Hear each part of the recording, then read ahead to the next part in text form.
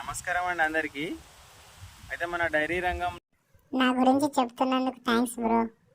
పశుగ్రాసంగా సంఘం మనం ఏంటంటే ఎక్కువ శాతం super Napier, 4G bullet Napier, ఇంకా మనకు జొన్న సొప్ప, మొక్కజొన్న అలాంటివి మాత్రమే వాడుతుంటాం మనం.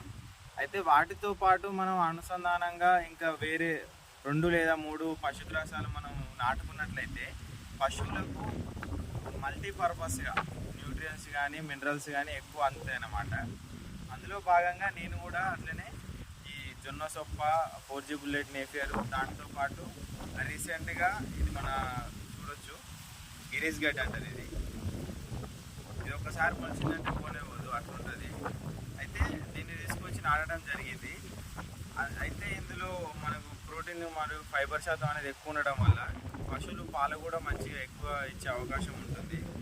అయితే దీన్ని నాటే విధానం ఏంటంటే మనం సేమ్ ఇట్లా ఒక కనుపు లోపలికి ఒక కనుపు బయటకు అన్నట్లు నాటుతాం, సేమ్ మన సూపర్ నేపియర్ నాటినట్టే.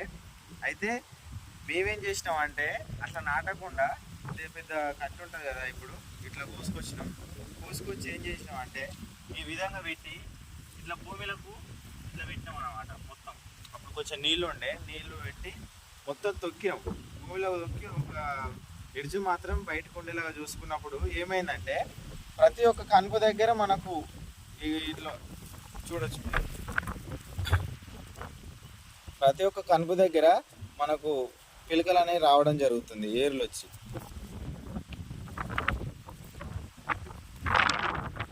చూడొచ్చు.